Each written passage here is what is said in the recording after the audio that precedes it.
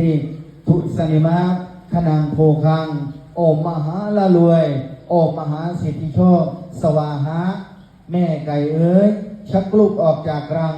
ขาดทิชังวิ่งมาหากูอยู่ไม่ได้เอหีพุทธาธรรมานุภาเวนะโอมเสกใส่สั่งให้หนสั่งกะหนเสกใส่ค้นกะให้เสกใส่ไม่กะตายเสกใส่น่ายกะตอบแทนด้วยเดชพญานกแกนแก้วตูดีเสกใส่ผีกะแลนมะอ่อนนอมให้สู้แม่ลอมเข้าสู่สมพรเสกใส่สา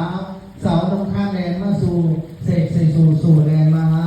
เสกใส่กาลืมเยือเสกมือเสาละรวยเสกมือสวยเลยลำเสกยำคำเงินแลค่ำเสกยำคำผู้สาวผู้บ่าวคนทั้งหลายแลนมาหาผู้เด้อโอมสมงเต้นโอมเต้น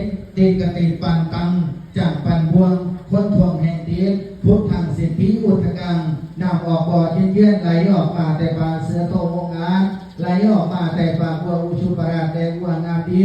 นาทียันเตียมยันพบเป็นหาจะได้ขาดเดือนวังสัพพะการังยังแต่งดีดังเก่าองค์เศรษฐีสวะหงธรรมังเศรษฐีอุทกังนำออกบ่อเย็นไหลออกมาแต่ปลาราชสี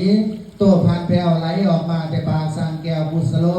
นาทียันตีจะได้พบเป็นหางจะได้ขาดเดินวังสัพพะกาลังยังแต่งดีดังเก่าองค์สิทธิสวะหงสังฆังสิทธิอุทก